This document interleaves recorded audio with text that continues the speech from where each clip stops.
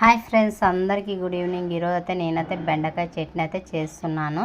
బెండకాయలన్నీ కడిగి తూడిసి పెట్టుకున్నాను. అయినాకైతే కళాయి పెట్టేసాను. కళాయి హీట్ ఎక్కినాకైతే ఒక్క స్పూన్ ఆయిల్ వేసేసాను. అయినాకైతే కొత్తిమీర, మిరపకాయ, ఒట్టి మిరపకాయ కాదు పచ్చిమిరపకాయ తీసుకున్నాను, ఉల్లిగడ్డ తీసుకున్నాను, మగ్గిచ్చేసాను.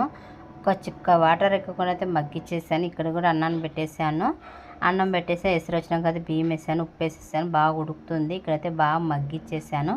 పచ్చిమిరపకాయతో బెండకాయ చట్నీ ఎంతమందికి ఇష్టమో కామెంట్ అయితే చేయండి.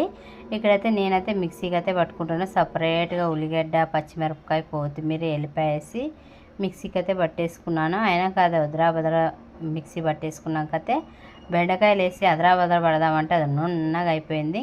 ఇంకా తప్పదు కదా, తినేయాలి. ఎట్లా ఒకట్లా ఉన్నా అన్నీ తినేస్తున్నాము. అయినా కూడా సూపర్ టేస్ట్ ఉంది మాత్రము.